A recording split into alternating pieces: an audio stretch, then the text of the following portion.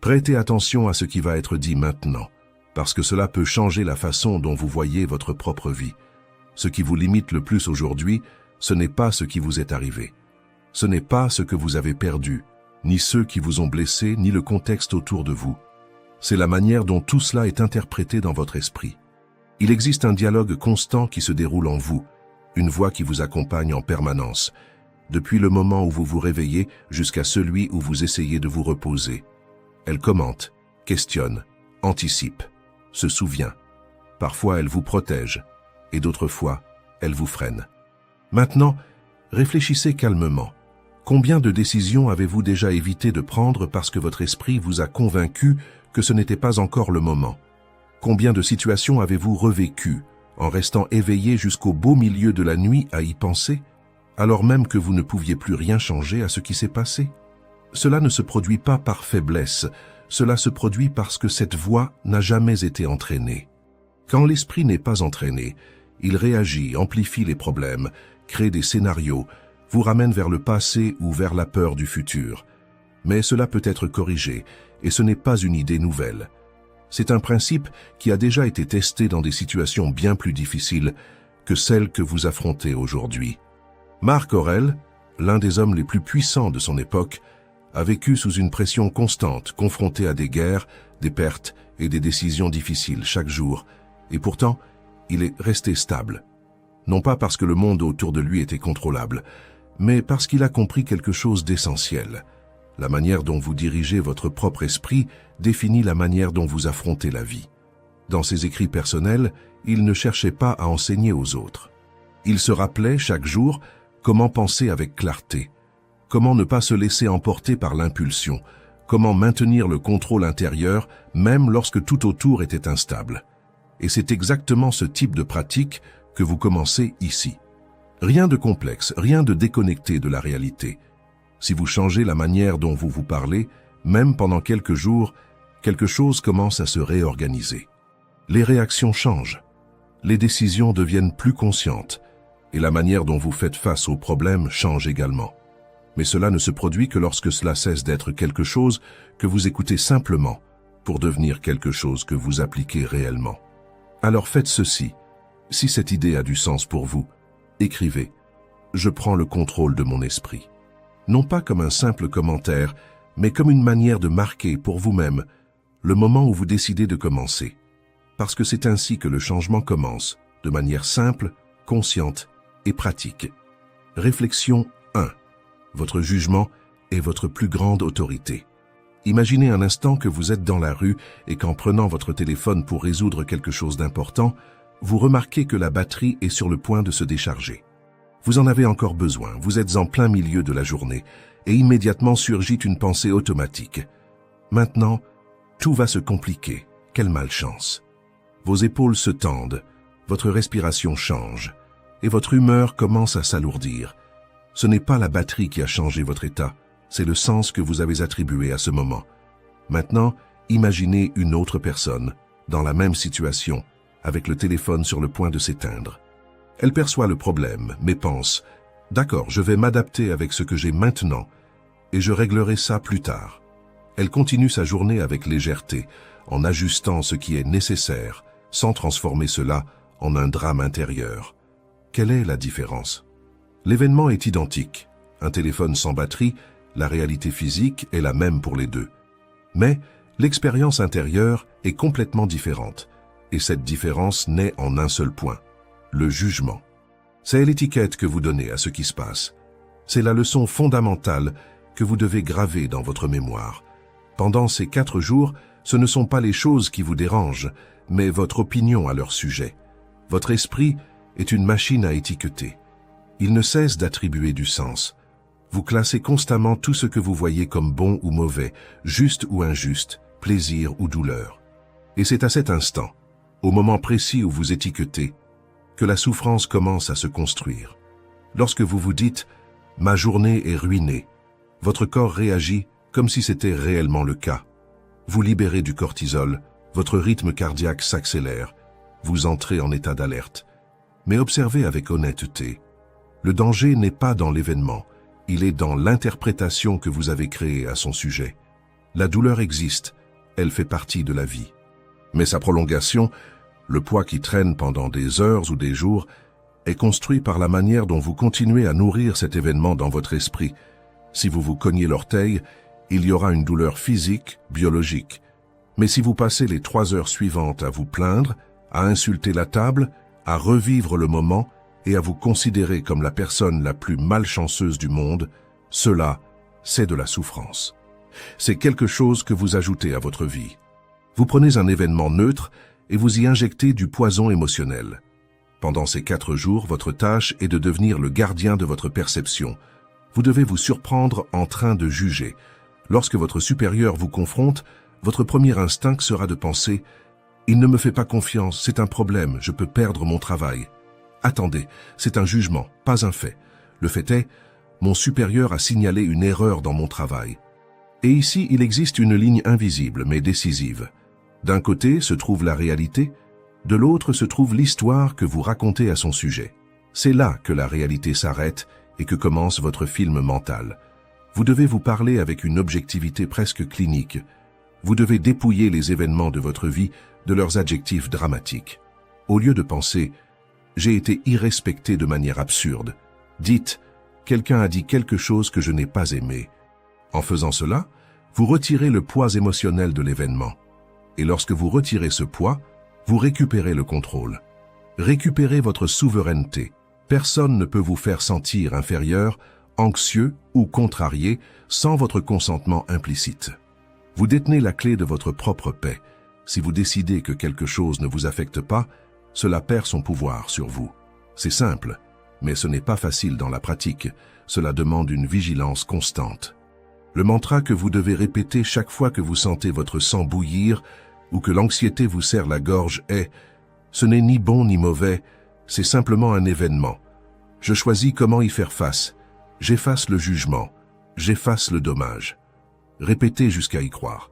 Au début, cela semblera forcé, mais peu à peu, vous remarquerez quelque chose de puissant. Un espace entre ce qui se passe et la manière dont vous réagissez.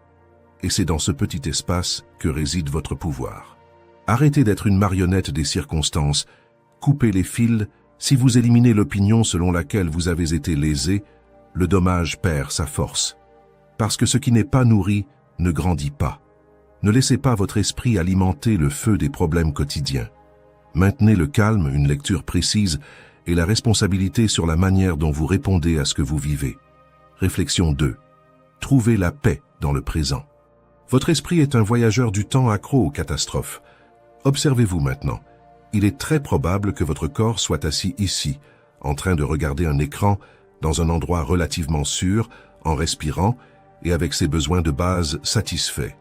Cependant, votre esprit n'est pas ici. Votre esprit erre dans un futur hypothétique qui l'effraie ou plonge dans un passé qui le hante. Et, sans vous en rendre compte, vous commencez à réagir à des choses qui ne se produisent pas. Vous payez des intérêts pour des dettes que vous n'avez même pas encore contractées. L'anxiété n'est rien d'autre qu'une maladie de l'imagination. C'est votre cerveau qui projette des films d'horreur sur des choses qui pourraient arriver. Vous pensez « et si je perdais mon emploi ? Et si c'était le mois prochain ? Et si mon partenaire me quittait dans un an ? Et si je tombais malade quand je serais vieux ?» Vous portez aujourd'hui le poids des 10 prochaines années. Personne, pas même l'homme le plus fort du monde, ne peut supporter le poids du futur accumulé. C'est trop lourd. Et ce n'est pas parce que la vie est insupportable, mais parce que vous essayez de tout vivre en même temps. Mais il existe un piège silencieux dans tout cela. Le futur n'existe pas. C'est une illusion construite par votre esprit. Sénèque l'a dit avec une clarté dévastatrice. Nous souffrons plus dans notre imagination que dans la réalité. Pensez-y. Combien de fois avez-vous passé des nuits blanches à vous inquiéter d'un événement qui, lorsqu'il est finalement arrivé, ne s'est même pas produit? Était-ce vraiment si terrible? Ou pire, n'est-ce jamais arrivé? Vous avez souffert pour rien.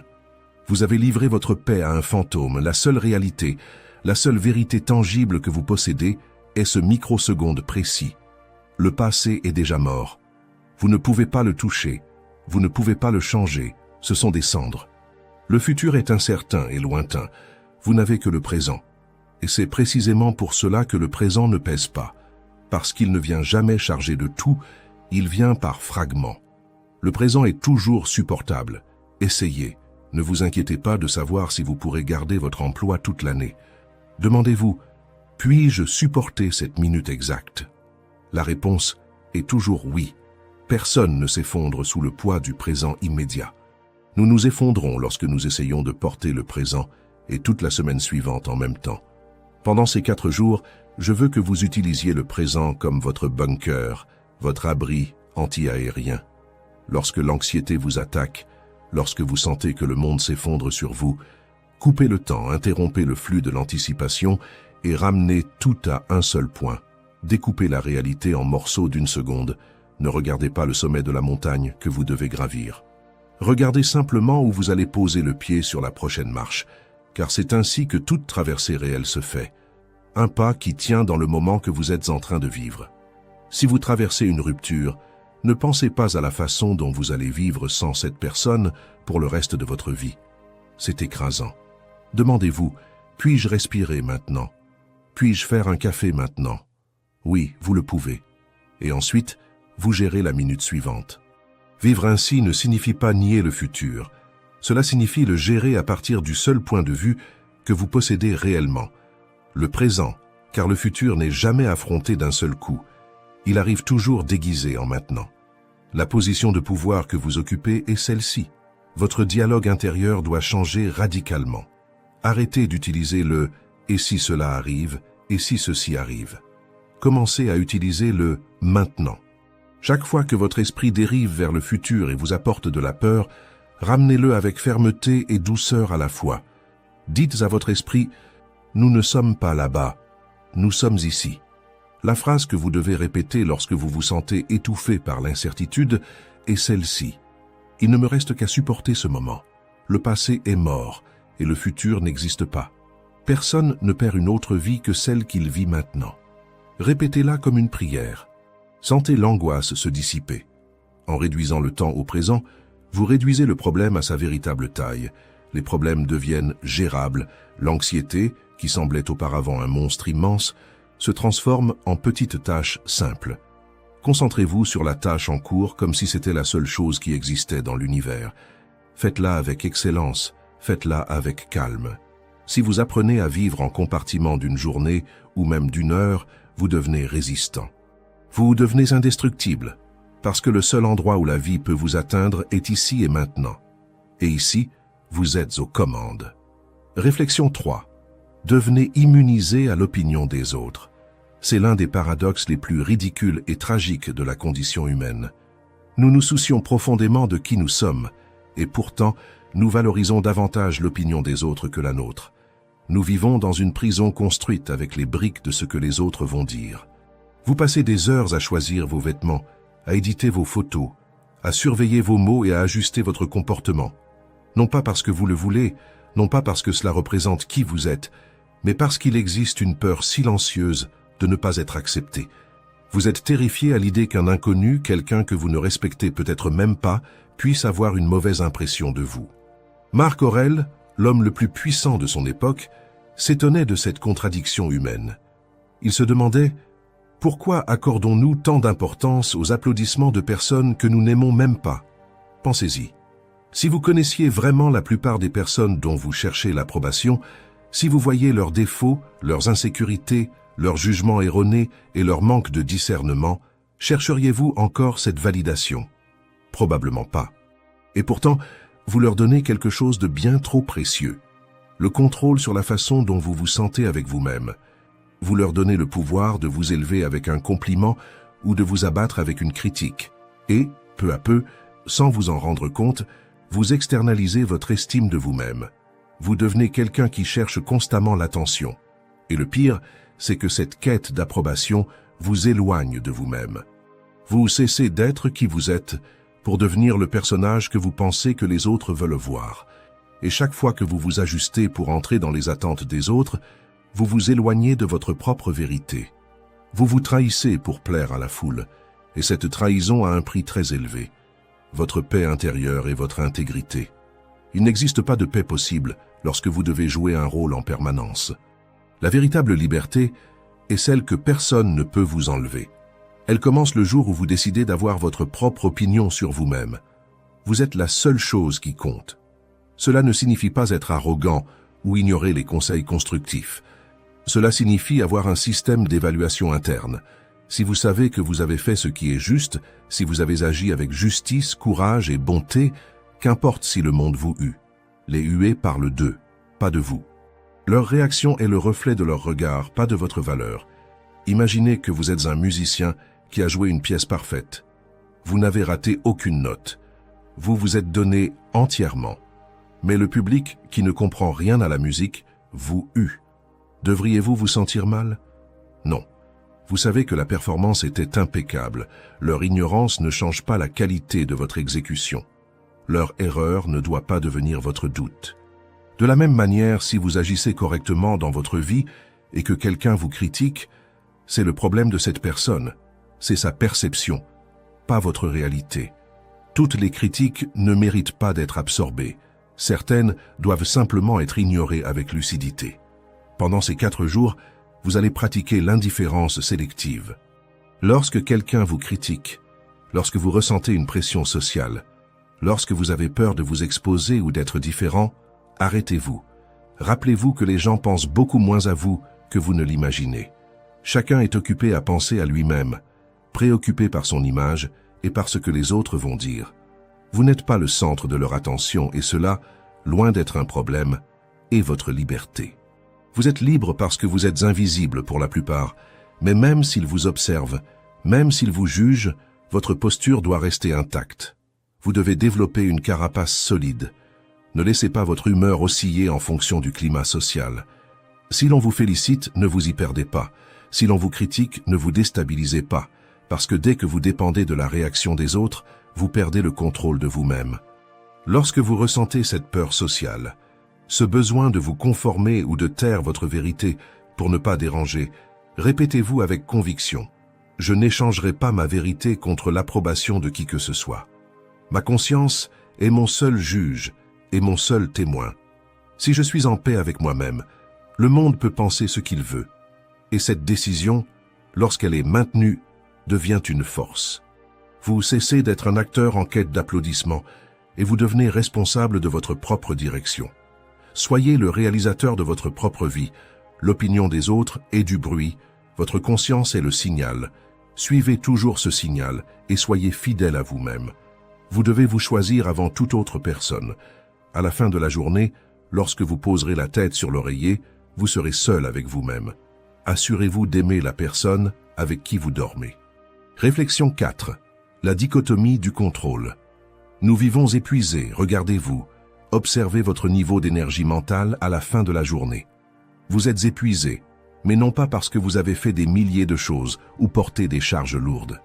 Vous êtes épuisé parce que vous passez votre vie à essayer de contrôler l'incontrôlable.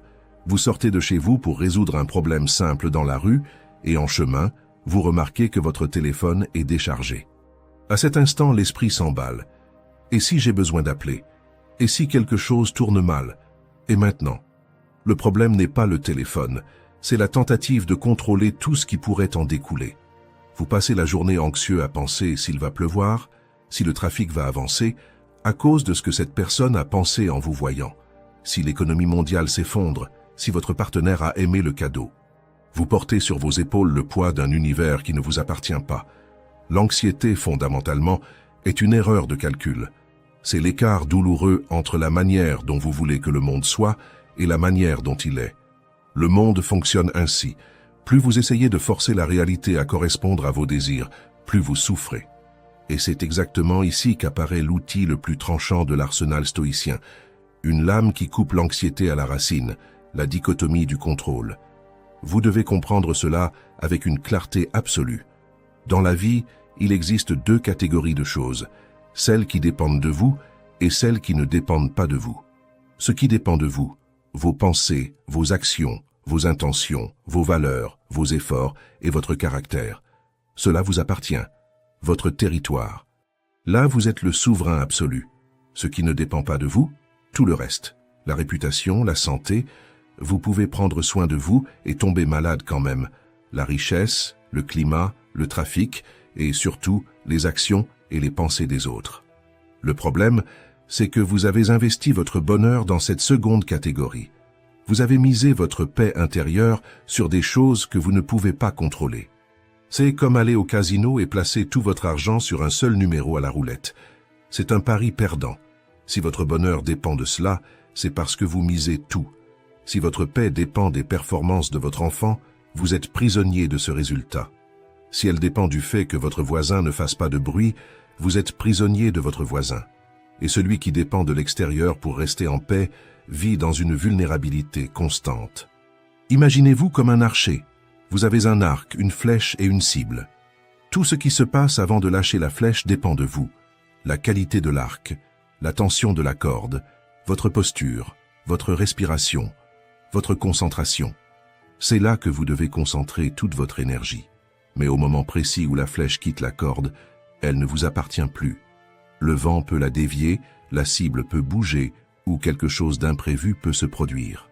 Si vous conditionnez votre succès au fait de toucher la cible, vous vivrez dans la peur. Mais si vous définissez le succès comme le fait de réaliser le meilleur tir possible, alors vous devenez inébranlable, parce que cela dépend toujours de vous. Pendant les prochains jours, chaque fois que vous ressentirez une inquiétude, soumettez-la à un interrogatoire direct. Demandez-vous, est-ce totalement sous mon contrôle? Si la réponse est non ou seulement partielle, vous devez laisser cela de côté. Cela ne vous rend pas irresponsable, cela vous rend lucide. Vous n'abandonnez pas le problème, vous abandonnez la souffrance inutile. Si vous êtes coincé dans le trafic, par exemple, crier et frapper le volant ne fera pas avancer les voitures. Cela ne fera qu'augmenter votre tension. Le trafic ne dépend pas de vous. Votre réaction au trafic, oui. C'est là que vous devez être. Vous pouvez écouter un livre audio, pratiquer la patience ou simplement respirer. Parlez-vous. Restez ferme lorsque l'inquiétude apparaît. Votre phrase pour cette leçon est « Si cela n'est pas entre mes mains, cela n'en vaut pas la peine. Je suis immergé dans mes actions. Je me concentre uniquement sur ce que je fais. Le résultat ne m'appartient pas. » Sentez le poids quitter vos épaules pendant que vous dites cela. Arrêtez de jouer à Dieu. Arrêtez d'essayer de contrôler l'univers. Vous devez vous concentrer sur votre petite mais puissante sphère d'action, votre volonté. Et c'est ici que se produit le basculement que peu de gens perçoivent. Lorsque vous cessez d'essayer de tout contrôler, vous commencez enfin à gouverner la seule chose qui compte, vous-même. En abandonnant le désir de contrôler l'extérieur, vous obtenez un contrôle total sur l'intérieur. Et cela, mon ami, c'est la véritable liberté. Concentrez-vous sur le processus. Oubliez le résultat. Faites ce qui doit être fait et laissez le reste suivre son cours. Parce que la paix n'est pas lorsque tout se passe comme vous le souhaitez, c'est lorsque vous n'en dépendez plus pour être bien. Réflexion 5. Utilisez l'empathie comme stratégie, pas comme faiblesse. Nous vivons entourés de personnes difficiles, grossières, égoïstes, menteuses, agressives ou simplement incompétentes. C'est inévitable. Vous sortez dans la rue et quelqu'un vous coupe la route, vous arrivez au travail et un collègue s'approprie le mérite de votre effort, vous allez au restaurant et vous êtes traité avec mépris. La première réaction est la colère. Vous voulez riposter et vous vous dites « Il n'a pas le droit de me traiter ainsi. C'est un idiot. » Et sans vous en rendre compte, à cet instant précis, vous remettez le contrôle de votre esprit au comportement de quelqu'un d'autre. La colère est une punition que vous vous infligez pour l'erreur d'une autre personne. Pensez-y, ils commettent l'erreur, mais c'est vous qui avalez le poison. C'est vous qui restez avec le corps tendu, le cœur accéléré, la journée compromise. Ils continuent leur vie comme si de rien n'était. Et vous finissez par porter leur charge émotionnelle.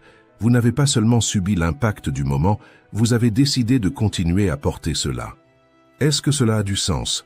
Le stoïcisme propose un outil fascinant pour cela. L'empathie stratégique. Il ne s'agit pas d'être un saint, ni de se placer dans une position de supériorité, ni d'accepter tout par faiblesse.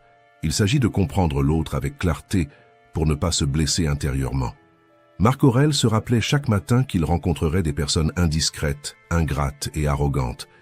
Il ne faisait pas cela par amertume, mais pour ne pas être surpris. Et il ajoutait quelque chose d'essentiel.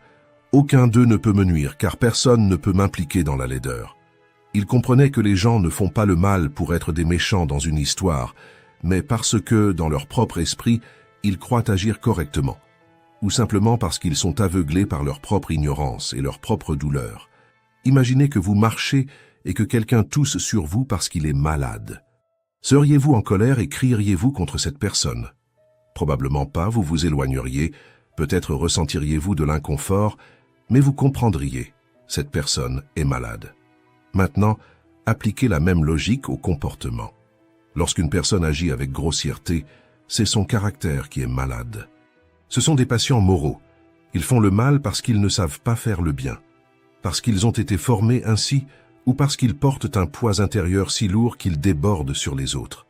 Les voir comme des personnes malades ou ignorantes, plutôt que comme des ennemis, change complètement la donne parce que vous cessez de réagir à l'attaque et vous commencez à voir son origine.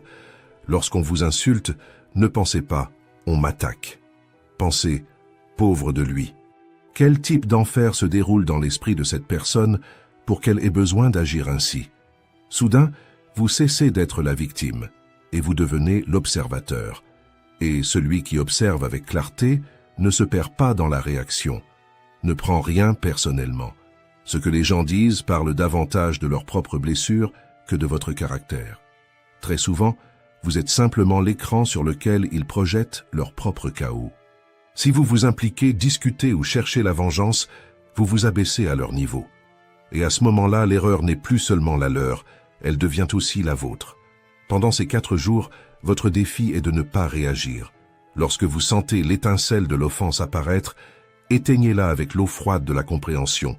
Arrêtez-vous, respirez et choisissez consciemment de ne pas alimenter ce qui ne mérite pas de grandir en vous. Rappelez-vous, la meilleure vengeance est d'être différent de celui qui a causé le tort. S'il crie, restez silencieux. S'il provoque, ne bougez pas. S'ils essaient de vous atteindre, ne donnez pas de réponse émotionnelle, car ce qui ne trouve pas de réaction perd de sa force. Maintenez votre élégance, votre mantra pour gérer les personnes difficiles et protéger votre énergie est « Ils agissent par ignorance, par douleur ou par intérêt personnel. Ce n'est pas à propos de moi. Cela reflète leurs blessures, pas ma valeur. Je ne laisserai pas leur obscurité éteindre ma lumière. La meilleure vengeance est de ne pas être comme eux. Répétez cela jusqu'à sentir un bouclier se former autour de vous. Les insultes ne s'attachent pas. Les provocations ne vous dominent pas. Vous restez ferme et plus vous maintenez cette posture, moins le monde extérieur peut vous déstabiliser. Ne descendez pas au niveau de ceux qui vivent dans le conflit, car chaque fois que vous descendez, vous vous éloignez de la personne que vous essayez de devenir. Votre place n'est pas dans la réaction, elle est dans la conscience. Laissez-les avec leurs propres conflits. Vous avez des choses plus grandes à construire que de vous perdre dans de petites offenses. Réflexion 6. La vérité radicale qui change votre vie. Regardez-vous dans le miroir. Non, je ne parle pas de ce regard rapide que vous jetez à vous-même avant de sortir de chez vous pour voir si vos cheveux sont en place, mais d'un type de regard que la plupart des gens évitent, celui qui ne cherche pas l'apparence, mais la confrontation. Regardez bien dans vos yeux et demandez-vous « Qui suis-je en train de tromper ?» Le mensonge le plus dangereux n'est pas celui que vous racontez à votre patron quand vous arrivez en retard, ni celui que vous dites à votre partenaire pour éviter une discussion. Le mensonge le plus dévastateur est celui que vous vous racontez à vous-même, parce que ce n'est pas seulement une phrase que vous dites, c'est une narration que vous commencez à croire. Vous vous répétez chaque jour de petites choses pour protéger votre ego, pour éviter de ressentir de la culpabilité, pour justifier pourquoi vous ne faites pas ce qui doit être fait. Vous vous répétez que vous êtes là où vous devriez être. Nous devenons des maîtres de l'auto-illusion. Vous dites « Je n'ai pas le temps de faire du sport », alors qu'en réalité ce n'est pas une priorité et que vous préférez regarder des séries. Vous dites « Ma relation est compliquée », alors que la vérité est que vous avez peur d'être seul et que pour cela vous tolérez l'inacceptable. Vous dites « Je commence demain », alors qu'en réalité vous avez peur d'échouer aujourd'hui. Ces petits mensonges apparemment inoffensifs sont les briques avec lesquelles vous construisez la cellule de votre stagnation. Continuez à croire à vos propres excuses et à les inventer, et vous ne sortirez jamais de cette situation. Le stoïcisme exige cela. Une honnêteté brutale.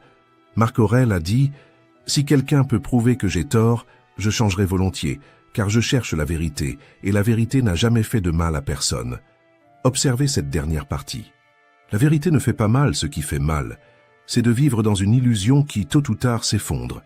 La vraie croissance, ce changement profond que vous recherchez, ne peut se produire que sur le terrain solide de la réalité, pas dans le marécage de vos justifications. Tant que vous déformez la vérité, vous déformez aussi la direction de votre propre vie. Vous devez être capable de faire un audit de votre vie sans anesthésie. Imaginez que vous êtes un chirurgien et que votre vie est le patient. S'il y a une tumeur, vous ne pouvez pas simplement mettre un pansement et dire que ce n'est qu'une égratignure. Vous devez ouvrir, regarder ce qui est là, couper et traiter. Cela fait mal. Bien sûr que cela fait mal. Admettre que vous avez été paresseux, que vous avez été envieux, que vous avez été lâche ou que vous vous êtes écarté du chemin est douloureux. Mais c'est une douleur qui nettoie, qui organise et qui vous repositionne. Le confort des mensonges, en revanche, est une morphine qui vous anesthésie pendant que votre vie continue de se détériorer. Et le problème de l'anesthésie, c'est qu'elle enlève la douleur mais enlève aussi la possibilité de corriger. Pendant ces 4 jours, je vous mets au défi de pratiquer la vérité radicale. Quand vous échouez, ne cherchez pas de coupables extérieurs. Ne dites pas que c'était la circulation, dites « je suis parti en retard ». Ne dites pas qu'on vous a provoqué, dites « j'ai perdu le contrôle ». En assumant une responsabilité totale à travers la vérité, vous récupérez votre pouvoir. Si la faute est celle de la circulation, il n'y a rien que vous puissiez faire. Si la responsabilité est la vôtre d'être parti en retard, vous pouvez corriger cela demain. La vérité vous renforce, le mensonge vous victimise. L'une vous met aux commandes, l'autre vous laisse à la merci des circonstances. Je veux que vous vous en souveniez chaque fois que vous ressentez la tentation d'adoucir la réalité. Vous vous arrêtez. Vous sentez l'inconfort de la vérité monter dans votre gorge et vous la laissez sortir. Si vous vous sentez triste, ne dites pas « je vais bien ». Admettez « je suis triste et j'ai besoin d'aide ». Parce que nommer la vérité ne vous affaiblit pas, cela vous oriente. Si vous ne savez pas quelque chose, ne faites pas semblant de savoir. Dites « je ne sais pas, mais je vais apprendre ». Cette vulnérabilité honnête est la base d'une force indestructible. La vraie force ne réside pas dans le fait de paraître complet, mais dans la disposition à se corriger. Une maison construite sur la roche de la vérité résistera à n'importe quelle tempête. Une maison construite sur les apparences s'effondrera au premier choc de la réalité. Votre mantra pour briser les chaînes de l'auto-illusion, la phrase que vous devez utiliser comme un bistouri mental, est « Je préfère être blessé par la vérité que réconforté par un mensonge. Si j'ai commis une erreur, je l'admets, je corrige et j'avance sans culpabilité. » Répétez cela quand l'ego tente de se défendre. La vérité vous libérera, mais d'abord elle va vous confronter, acceptez cela. Si vous ressentez de l'inconfort en faisant face à la vérité, ce n'est pas un signe d'erreur, c'est un signe de croissance. C'est le moment exact où vous cessez de vous tromper vous-même et commencez réellement à vous transformer. Arrêtez d'être l'otage de vos propres excuses, soyez l'architecte de vos propres principes et le constructeur de votre réalité. Ce n'est qu'à partir de la vérité que vous pouvez commencer de manière solide à construire la vie que vous méritez réellement. Réflexion 7. L'obstacle est le chemin. La vie va vous surprendre et ce n'est pas une possibilité, c'est une certitude. Vous aurez des plans parfaits qui s'effondreront à la dernière seconde, vous ferez confiance à des personnes qui vous décevront, vous travaillerez dur sur des projets qui ne porteront pas de fruits. Et face à cela, vous avez 2 options. Vous pouvez pleurer, vous plaindre et demander « Pourquoi cela m'arrive-t-il » Ou vous pouvez faire un choix plus rare, plus difficile et beaucoup plus puissant.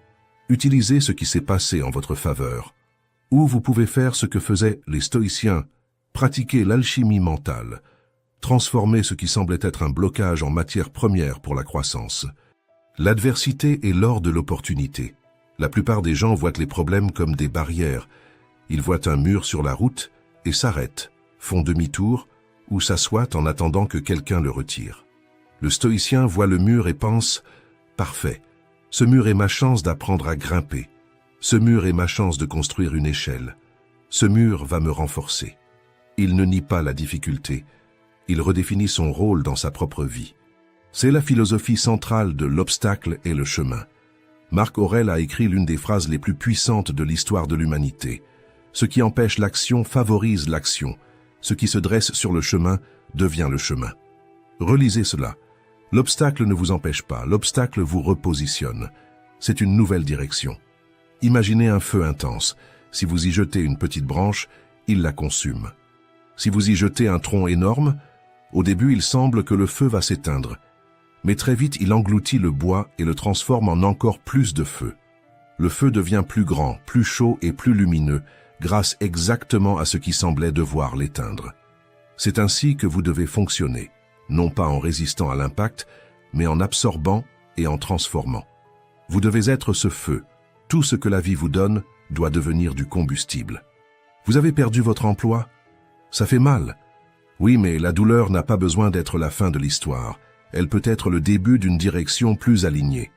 C'est du combustible pour entreprendre le projet que vous avez toujours voulu ou trouver un endroit où vous serez réellement valorisé. Votre partenaire vous a quitté? Ce n'est pas seulement une perte, c'est aussi une invitation forcée à reconstruire votre base, à vous reconnecter à vous-même et à apprendre à être indépendant. Vous vous êtes blessé? Alors la vie vous a ralenti de force, peut-être pour vous enseigner quelque chose que vous ignoriez en mouvement. C'est du combustible pour entraîner votre patience et étudier la stratégie pendant que votre corps récupère. Il n'existe donc aucune situation, aussi difficile soit-elle, qui ne contienne pas la graine d'un avantage si vous avez le courage de la chercher. Et ce courage n'est pas émotionnel, c'est une décision consciente de regarder au-delà de l'impact initial. Arrêtez de qualifier les événements comme des problèmes et commencez à les qualifier comme des exercices. La vie est votre salle d'entraînement, les personnes difficiles sont vos poids. Les crises sont vos séances d'intensité. Et comme dans l'entraînement, ce n'est pas le confort qui renforce, c'est la résistance. Ne vous plaignez pas du poids, soulevez-le. Si vous demandez de la force, la vie ne vous donnera pas une force magique, elle vous donnera des difficultés pour que vous deveniez plus fort en les surmontant, parce que la force ne se reçoit pas, elle se construit sous pression. Pendant ces 4 jours, les plaintes inutiles sont interdites. Si vous rencontrez un obstacle, interdisez-vous de dire « je ne peux pas ». Cette phrase ferme des possibilités avant même que vous ne les testiez. À la place, demandez-vous « comment puis-je utiliser cela? Quelle vertu cela exige-t-il de moi?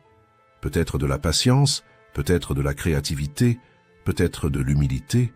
Quoi que ce soit, utilisez-le.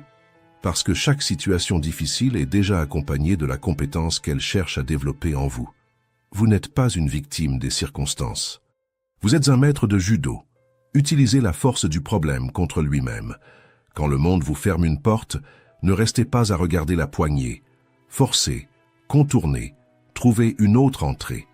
Votre mantra pour transformer l'adversité en avantage est « ce qui empêche l'action favorise l'action ». Ce n'est pas un blocage, c'est une opportunité. Tout est du combustible pour moi. Répétez cela intérieurement lorsque vous vous sentez bloqué.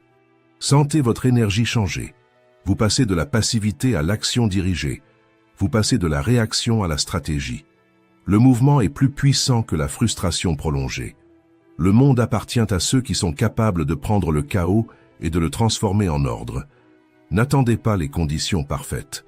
Elles n'existeront jamais. L'action se produit toujours dans des contextes imparfaits, et c'est précisément cela qui la rend précieuse. Utilisez ce que vous avez là où vous êtes, et avancez. L'obstacle est le chemin. Parcourez-le et plus vous avancez dessus, plus vous devenez fort pour les suivants. Ce que vous venez d'entendre ne sont pas seulement de belles phrases à publier en statut. Ce sont des outils de combat mental, les armes que certains des hommes et des femmes les plus forts de l'histoire ont utilisées pour se construire.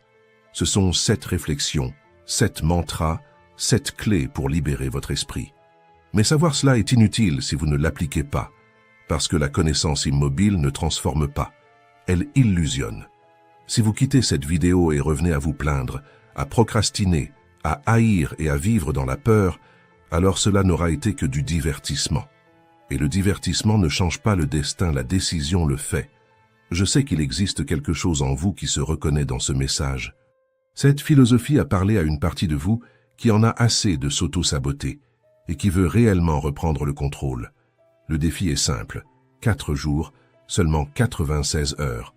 Pendant les 4 prochains jours, observez votre esprit comme un faucon, attentif, précis, sans rien laisser passer.